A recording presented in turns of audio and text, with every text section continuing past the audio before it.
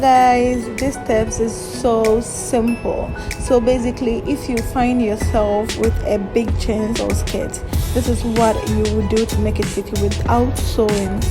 So what you have to do is take the button and feed it into the first loop of your jeans skirt.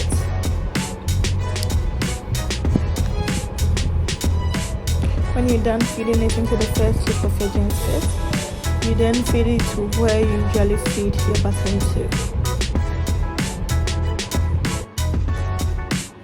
There you go. This is so simple, right? So simple.